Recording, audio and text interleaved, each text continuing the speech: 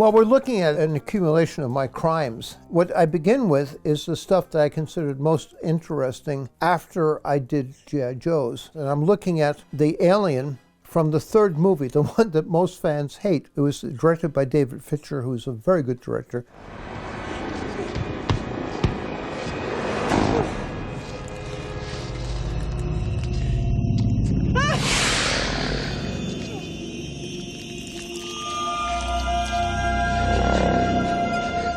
So the alien figure came to me from Randy Bowen. Now the problem was that Randy's sketch had the creature on all fours with the head down. The head is everything to the figure. It's the most important part of the figure. But what I did was I redesigned the figure as an alien rising and twisting at the same time. The thing about sculpture is everything is about body language and movement. When a figure is static, if its movement comes when you rotate it, and then you can see it from all sides, and it's interesting at all sides. Here you can see by the head the amount of detail that goes into this piece. So I would not leave anything out for ease. If I could see it, I could sculpt it. So I spent 3 months on this one figure. I wasn't paid anywhere near enough for my time, but I was very, very proud of it. After 3 months, I called Randy up and I said, I'm exhausted. You're going to have to do the base. The base that I had, this base is another science fiction kit, and I used that as my prop for the layout. Randy accepted the challenge and put together a bunch of parts from kit bashing. I recognized the back of RoboCop's helmet when the kit was sent to me. He also did a wonderful thing for me. He had me take a photograph of myself with the piece and put a biograph with my photograph in it.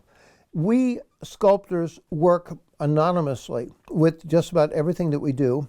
It's a way of company protecting their good sculptors from being stolen. It was the first time I saw my name on something, much less a picture of myself, as the creator of this work. I waited for it to come out. A year went by and I called up Randy and I said, what's happened to the alien? You haven't produced it. He said, Bill, I have terrible news for you. Yeah, I said, what's that? He said, we were negotiating with a Japanese company to reproduce these cold cast porcelain figures as a kit. And we got into a split with them and they kept the master. We don't have your master anymore. I said, Randy, why didn't you call me?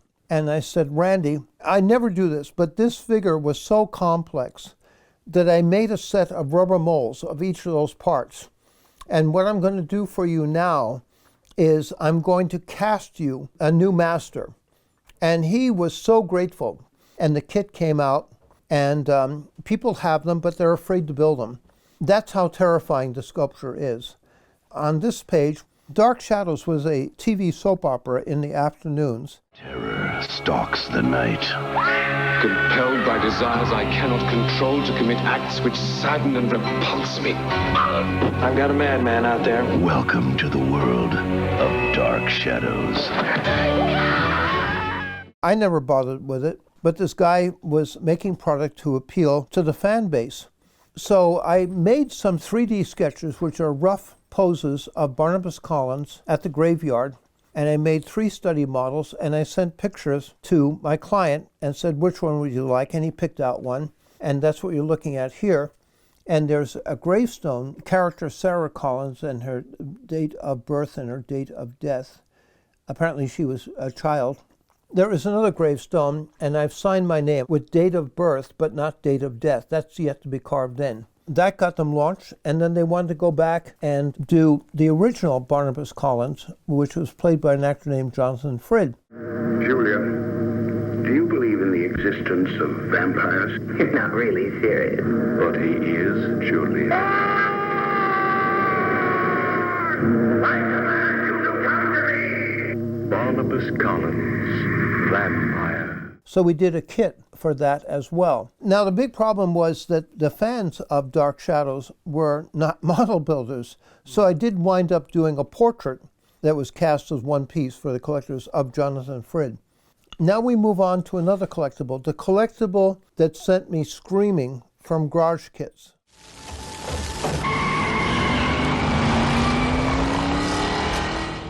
I was working with the team of the company that was manufacturing it. I would send them pictures and actual sculpture, and of course they were reviewing things and saying what they would not want changed, and change Brandon's head here and there. They actually sculpted a new head much larger, a head maybe about this big, in order to see the head from a fresh angle, because there's only so many times you can look at a head and try to figure out what they see wrong with it when you think it looks right. Well, I went through that debacle, and then it was accepted and sent to the licensor, and then there were all kinds of more changes. So now I realized that I didn't have a single critic, as I did with Hasbro, but instead I had committees, and I had 2 committees. And each committee probably had about 6 to 12 people, and everybody had an opinion. So this is not a joke. I sculpted Brandon Lee 24 times. I'm not exaggerating. It wasn't 23, it wasn't 22, it was 24 times before everybody was satisfied. The other factor was that I had to unsculpt areas where there were bullet holes in the costume, because the character was a ghost and he couldn't be killed.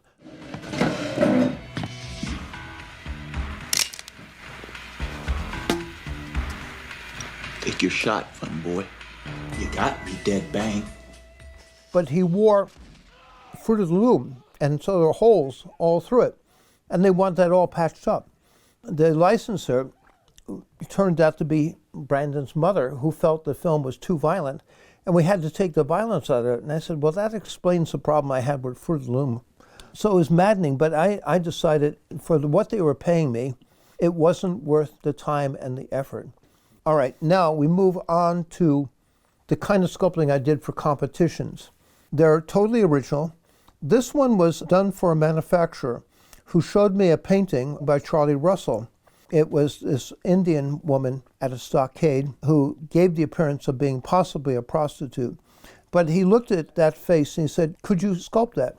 The photograph that I'm looking at is actually larger than the figure. The figure is probably about this big.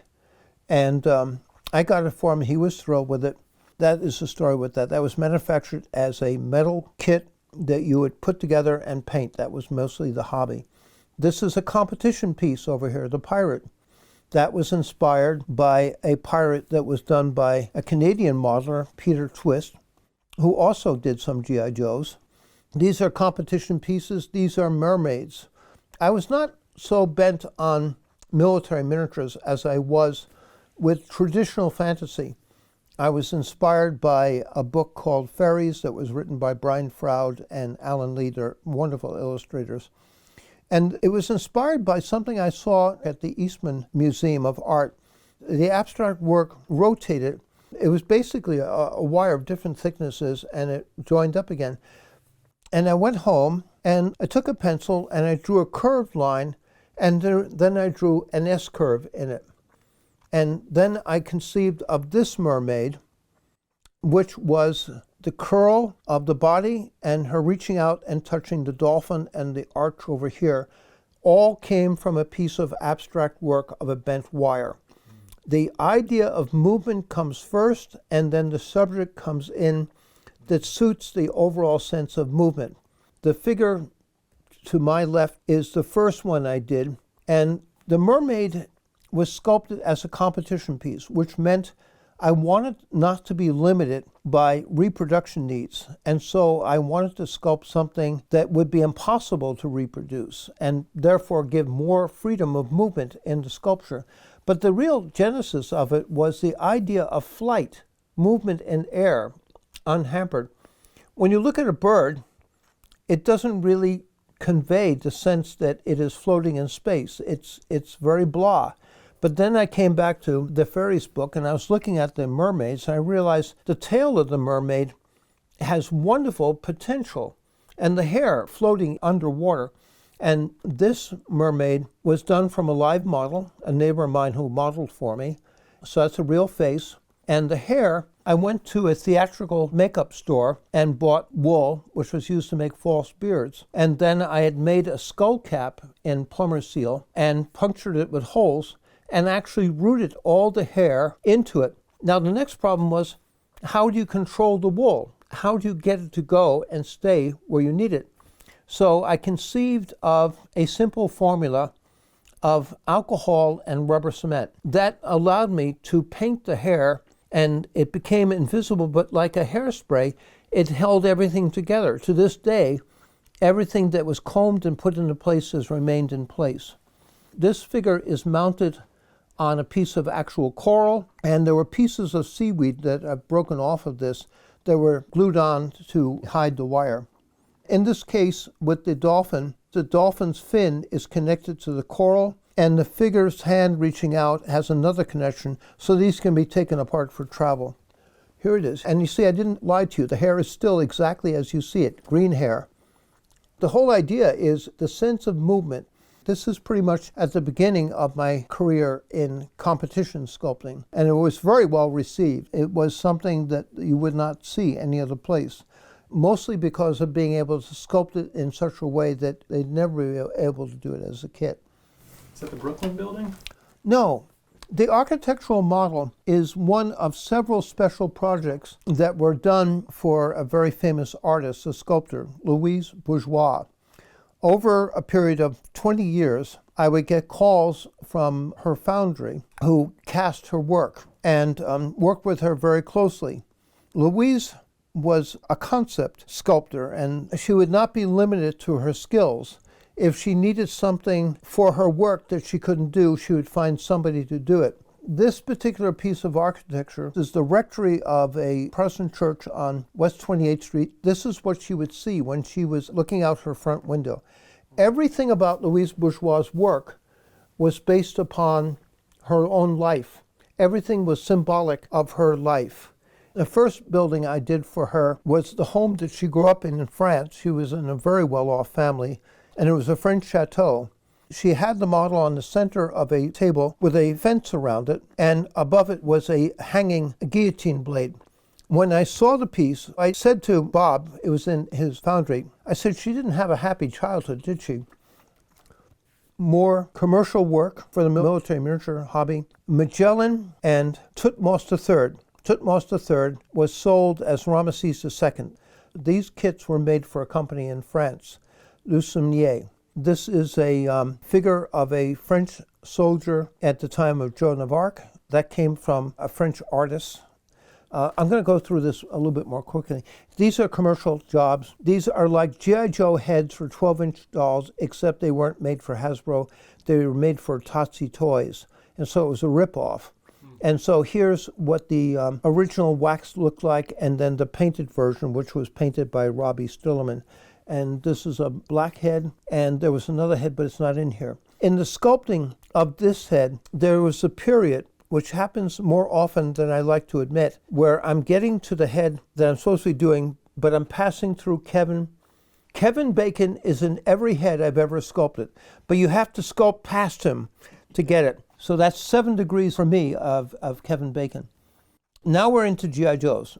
A lot of this is simply a blur, except for the very earliest ones, because it's kind of special to be doing G.I. Joes and you remember them. But when they keep coming at you and coming at you and coming at you, you're just trying to stay awake. If the legs would be uniform or symmetrical, there was no need to sculpt 2 of them. It's when they were asymmetrical, when one leg had a feature on it, as this one does, like a dagger. But I must say I sculpted more legs than not.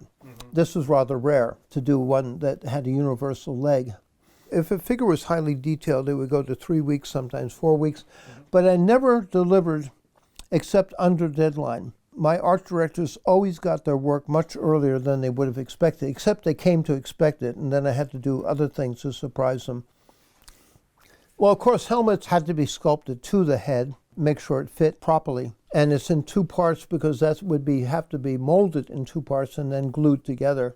There isn't anything special about this, except that in this case, the universal leg is on. Why do you think his joints are white? I'm not sure. It's quite possible that the bucks were cast in a different color. I was used to green bucks, which you can see over here. The darker color is the green. The material was kind of odd to me. It seemed to be some kind of casting acrylic. Top left on the right page, Battle Force 2000 figure, that's 1987. That's kind of the beginning of the Mark Pennington era. Well, I can see that I have many more folds in there, so he must have drawn this stuff, and then I just kind of matched his drawing as closely as I could. And so that's a pretty busy piece. That probably required time. How about top right Rocky Balboa bust? That was one of the personalities that I did. As you know, this is the most famous G.I. Joe for not being produced. So I did a portrait of Stallone from his movies. I would photograph. At this time, I had videotape, so you freeze frame and you take a photograph off. The most important thing about a portrait is getting a good profile. Profile will tell you more about the head than a front view. So after sculpting this portrait figure, I made a mold for it and cast it, and then I carved this around to do the headband. But that is the original head. Oh, so your second head with the headband was made from a cast of that one? Yes, but the cast was plumber seal because I had to keep that. It just made it easier to transfer it rather than destroying this because I kept this. Lady J is a favorite because Lady J is one of the very few women that are in the G.I. Joe line. And I had a long discussion. We would from time to time have these discussions about the bucks. Now, at this time, I'm working with Roger, and I did not know that, although I had the information in front of me, I just never looked at the guide to the bucks, was that he actually designed the bucks. And I was saying, this is a male buck, and she's a female figure. Can we do a new buck? Can we do a new interpretation and keep it within the range? And he said, we have to work with the buck. So I felt very limited about what I could do with a female figure. And then in examining the drawing, which I think was one of Ron's, he had drawn a knife over the chest, the breast. And I called up Roger and I said, Roger, we have a problem. That's a bent dagger.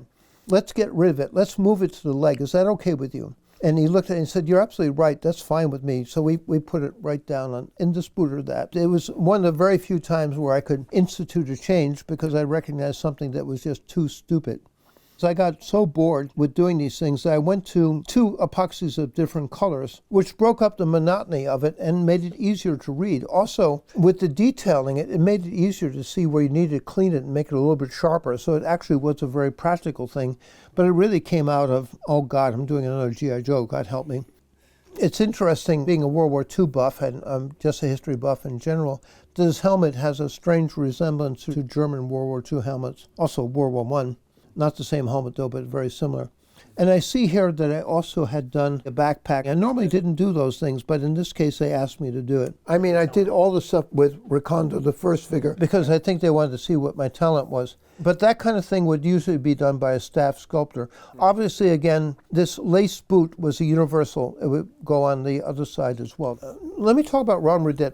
Ron Rudett is a big guy. I'm 6'2", he's 6'3" or 6'4".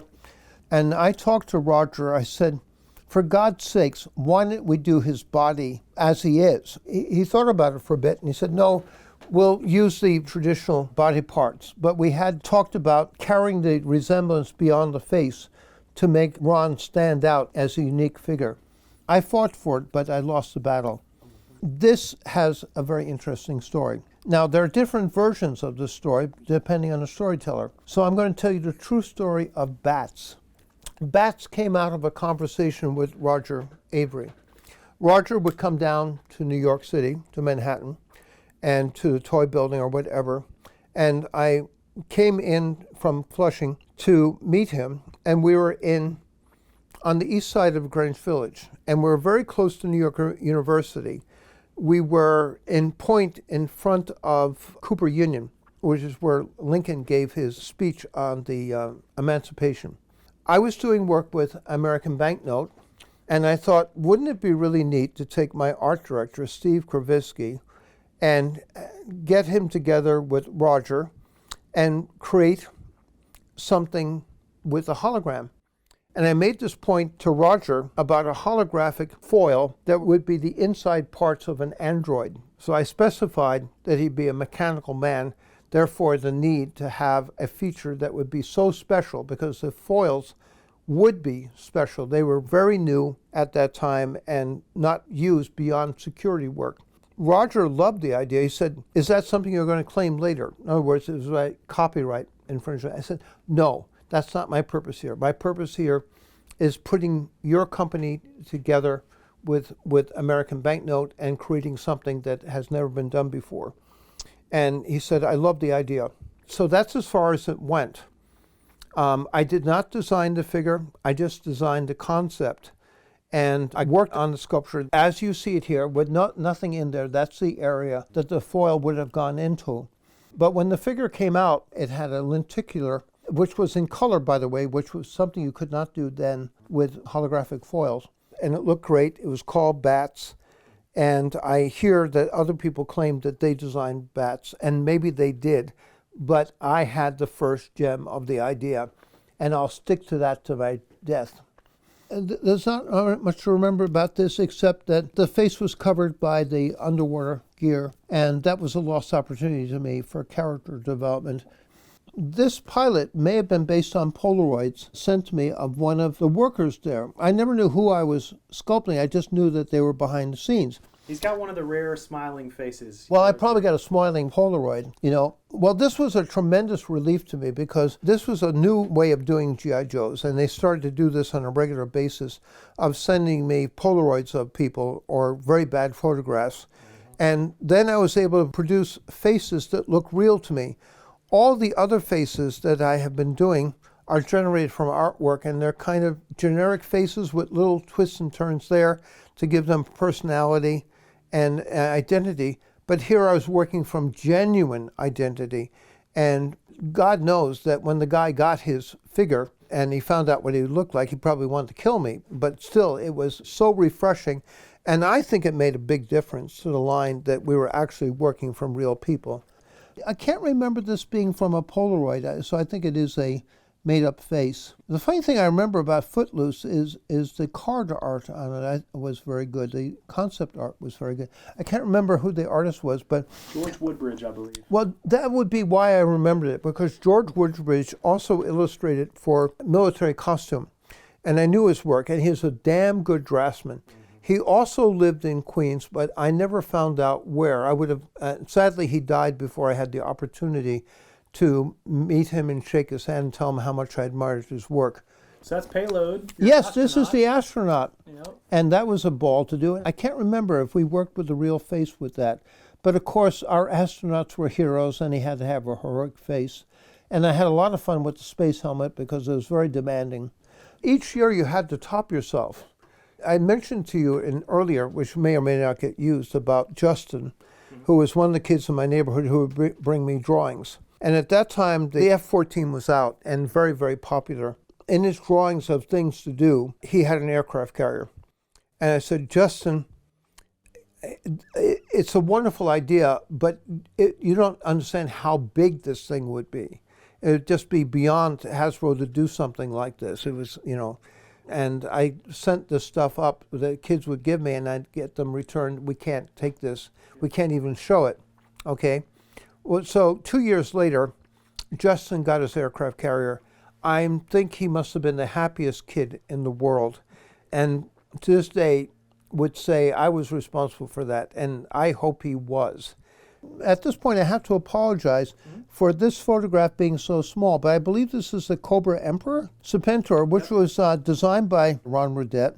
No reflection on you, Ron, but I really hated the design. You know, it was all the damn scales I had to sculpt.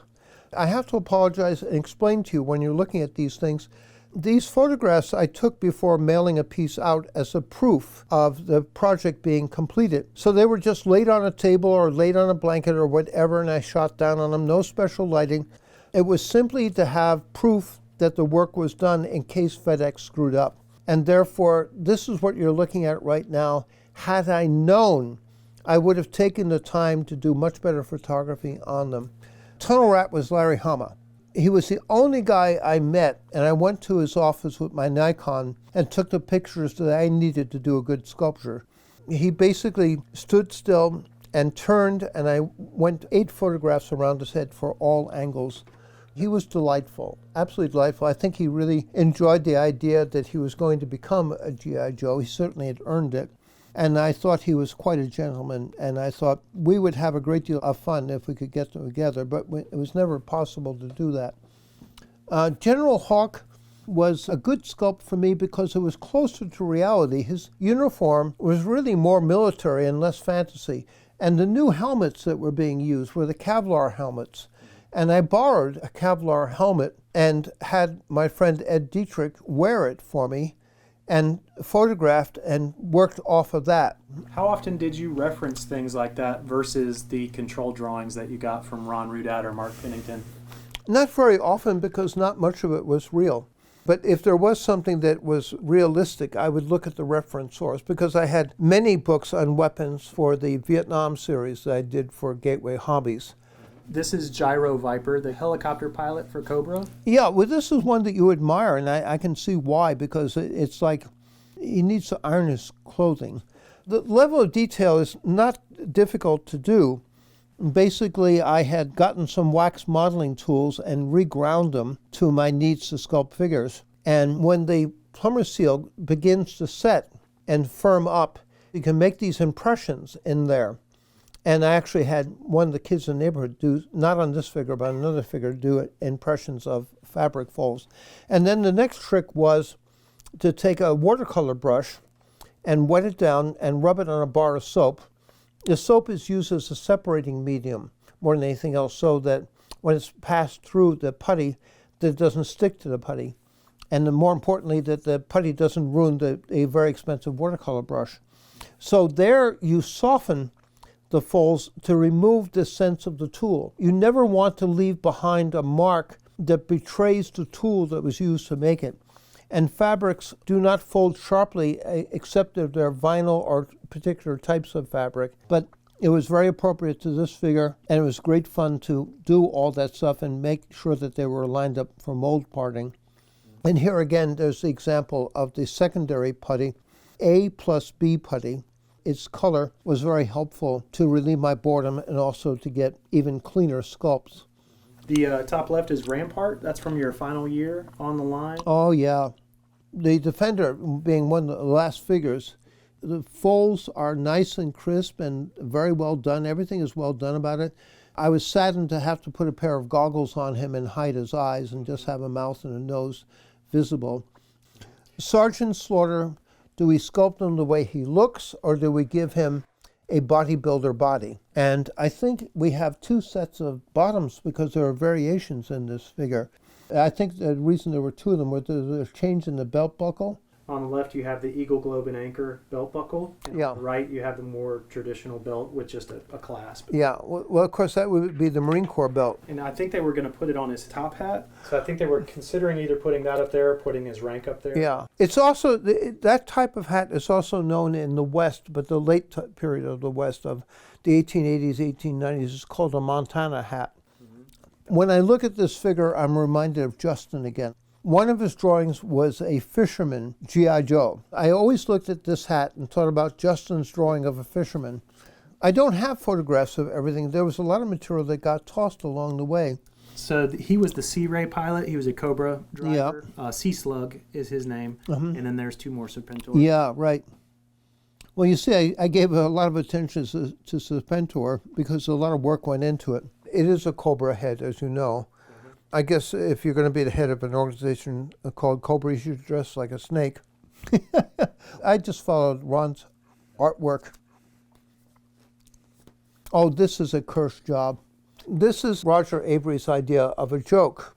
I did the first crocodile, and he said, "It's too big, can you make it smaller?" So I made a second crocodile for him. It was pretty easy. I'd already worked out all the problems with the first one. And he said, "It's still too big." Then I made the third one for him. He never told me how big it should be. I just followed the artwork. So it was his idea of a practical joke. That one I took out on the front stoop and photographed in the sunlight. Yeah. So you see one is gray primered and the other ones are raw. I did compare it to the actual production crocodile, and they did use the smallest one. Yes, well, the third one lucky, because I think if there had been a fourth one, there would not be a Roger today. Now, here are two heads. The roadblock head was a replacement head. It didn't go with this figure, but they asked me to sculpt a better roadblock, which is why I was doing occasionally additional heads for other figures. This is Cops. I think I just did a couple pieces for them. They were larger scale figures for a new toy line that I think may have had a year or 2 years. I always thought it went with the aircraft carrier, but yes, now you remind me. Yeah, I guess after the first three, everything became a blur. I like the peg leg accessory. Yeah, well, that again was the universal boot over here. Right. This I remember as being a very interesting face. He is a beautiful sculpt, and they never did you justice with the paint applications. A lot of my sculpting was destroyed by bad paint jobs. I kind of pushed it to the limit as to what you could do in form and still make it moldable. I remember I was very pleased with the face. I'm still pleased with the face. Is this Duke? That's Flint. And he's got a little bit of a smile on his face also. The way you get that is not with the lips, it's with the cheeks. You lift the cheeks and you give what is called a nasolabial fold. And that's the crease that goes down the cheek. This is the nasal part. Anywhere there's a fold in the skin, that's called labia. And the rings on this, I believe, are armature wire and not sculpted material. In that case, I would have made a groove in the leg to lay the wire in. That helmet is the most complicated helmet that I've seen you do. Well, I think it's challenging. And as a matter of fact, Kenner had me do a Stormtrooper helmet. And that was the early 12-inch figures from Star Wars. William Refrigerator Perry. It was fun to do because in military miniatures, I always felt in our hobby, whenever I saw a black portrait, that they were grossly exaggerated and frankly, like they would have been done in the 1800s. And that really bothered me. And so I made a point of being very, very careful with racial stereotypes to get them as accurate as possible. And so that was a point of pride. Oh, Galopulus. The stupidest idea I ever had to sculpt. Be silent or be silenced. I kept saying, what are you going to do with the tail? It's going to be a flexible material. I said, it cannot be flexible enough. This will never work. You know, and he was in that group of 3 fantasy characters. I think there was another guy I sculpted in that group, but Galopulus. The only good thing about Galopulus was that his tail was so long you had to make a new blister pack. Seeing the torso, the texture is beautiful. Well, there's multiple ways of doing texture, and they're all easy. I think what I was doing is that while the putty was still fresh and beginning to set, I would take a bristle brush with a flat surface, or I would take a filbert brush and just stab. The bristle points make the texture. So the top left there, another beautiful helmet. This is Wild Weasel. He was he was a pilot. He was a Cobra pilot. The problem with this sculpture was in its design, I think, and that was that the helmet made the head so big that it makes the figure look short. If your head is oversized, it tends to dwarf the figure. Bottom left is Night Creeper. He's a ninja.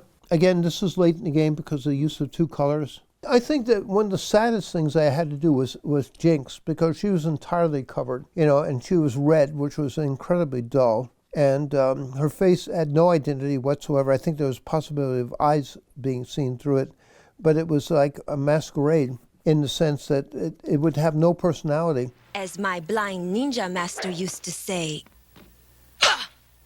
The keenest eye is that which looks inward."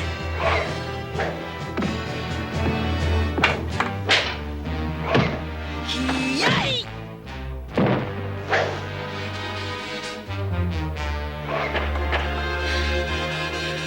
See what I mean? So these are the twins, Right. Tomax and Zaymot.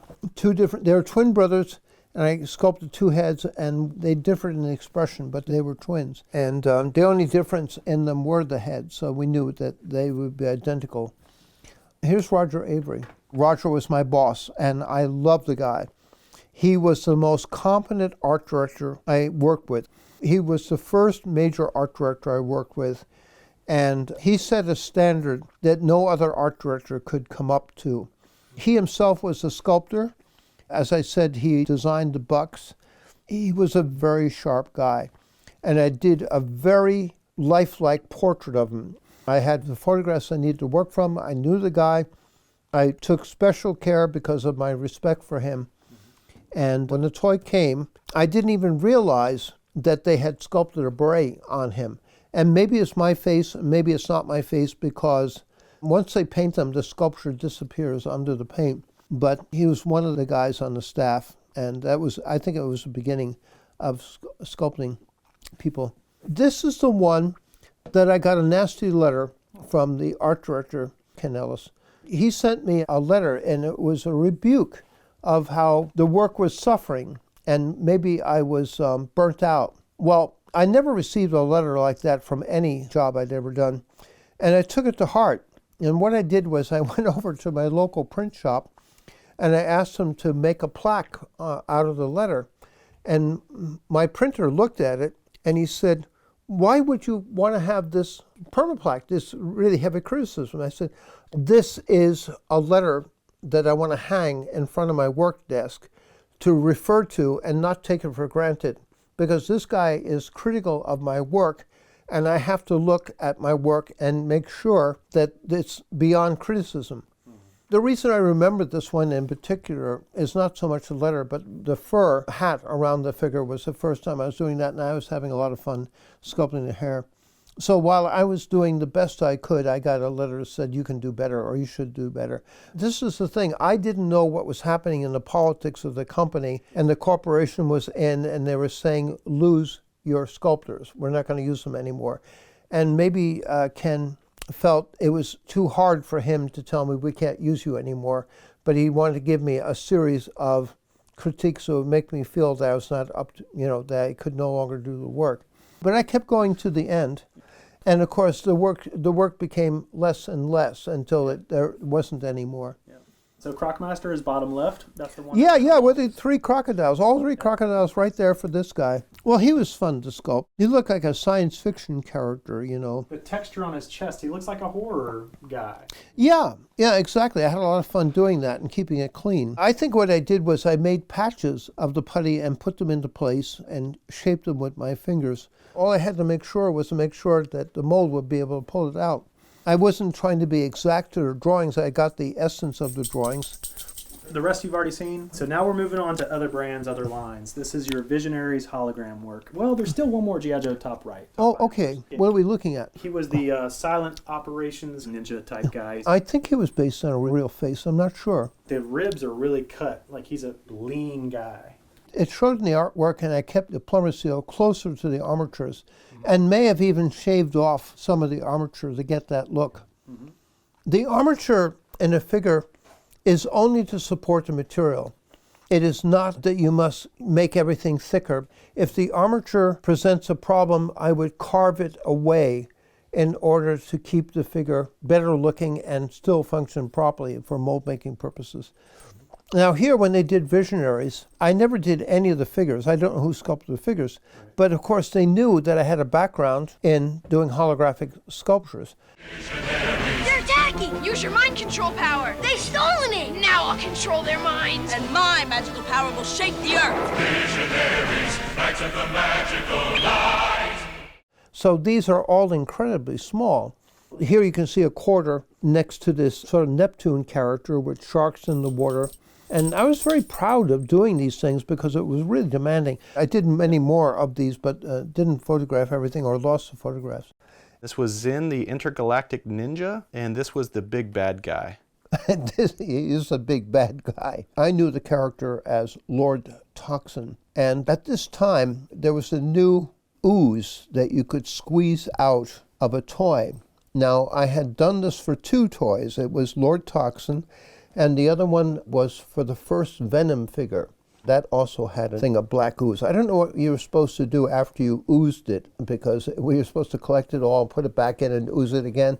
It never came to me what the solution to that was. When I was sculpting toys, I was also working with American Banknote Company. They were the largest printer of foreign currencies in the world.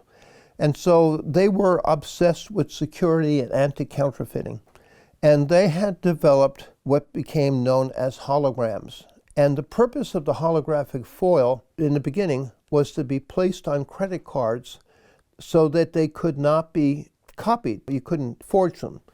And the only drawback to the holographic system at that time was that, unlike photography, a hologram image could not be reduced or expanded. So They spent a year and a half going through one sculptor, one artist, one model maker, one after the other, and the last guy that they worked with said, "See Bill Merklein."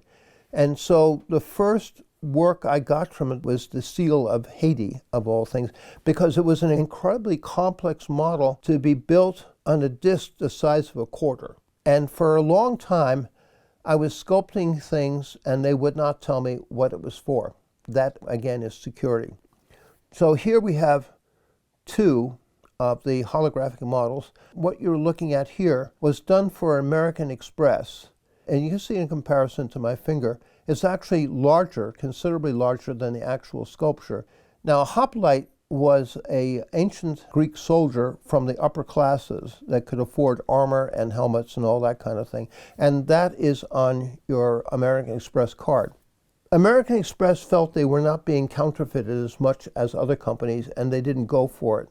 But I did the Dove, the Visa card, which was on the card for about 30 years. And a hologram is a really amazing thing. If you still have one of the old cards with my sculpture on it, take it out into sunlight and rotate it. As you turn the card, the bird will turn with you. The one below it, this was done for the government of Saudi Arabia, and this is the Kaaba in Mecca, which is an enormous building. It's tremendous. There's a little black cube in the center beyond the minarets, and that building is where the stone of Abraham is. The rest of the building is ancient. The minarets are the tallest ever built. That was because in the ancient world, it was a long time traveling, but as you approached Mecca, you would see the minarets and you'd know you were close to your goal. This model is 1 7/8 inches across, but the amazing thing, or the difficult thing to do, was that the distance between the front and the back is 3/4 of an inch. That was the focal depth of a hologram. So many times we had to distort or use what we call forced perspective to do this. This model took 3 months to build, and I charged the company $26,000 for my time. By the way, this is a nickel here as a scale reference, and I could take a nickel out of my pocket and lay it right there, and you would see that's exactly the size of it. There's always going to be somebody out there who will build something even smaller. But for my mind, this is the smallest architectural model I've had to do.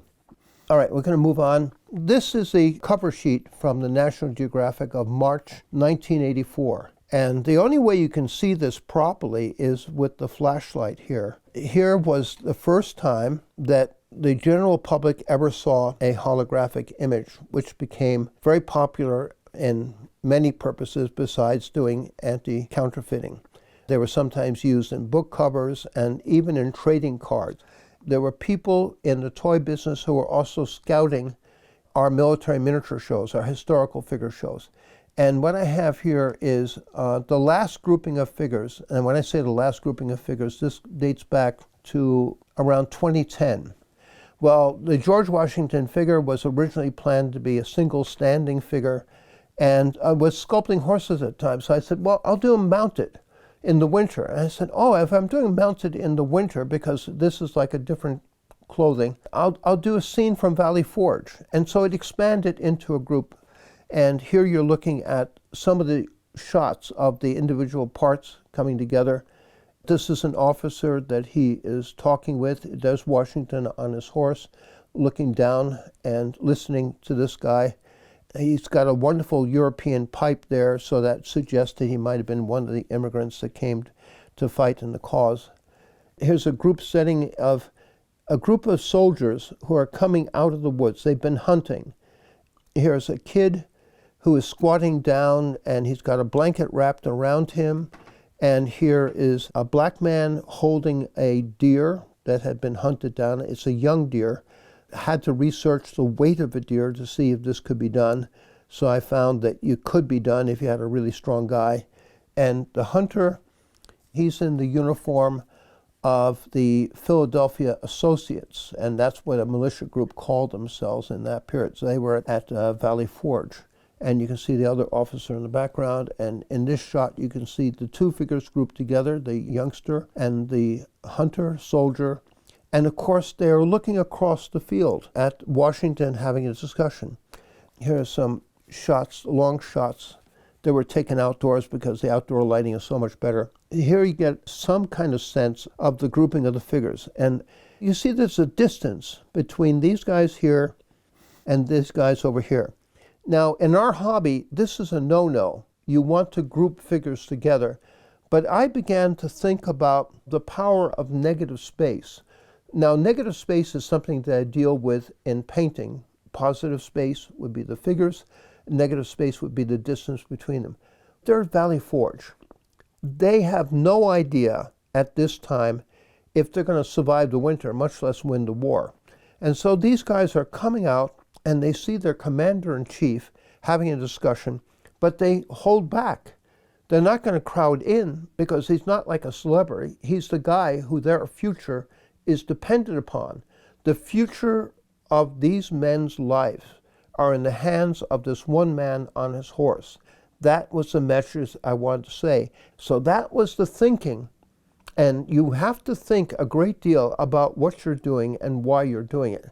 It broke all the rules of model making, but I didn't spend a year working on this project in order to be intimidated by rules. Therefore, this is how the scene worked out. Here's some more detail shots. You can see how proud I am of my work by the detail shots, especially this one. I'd taken a photograph of the woods at that time, put the photograph behind the figures, and got the camera down low to photograph them at eye level. And I think this guy in particular looks very realistic. And here's a detail of the horses, rigging, and all the gear. All that stuff has to be researched. What was the bridle like in that period? All this stuff is as authentic as I can possibly make it. So my library is filled with very bizarre books. All right, so that's Washington at Valley Forge. But I have an entire history of many figures that I've done for competitions in hobby.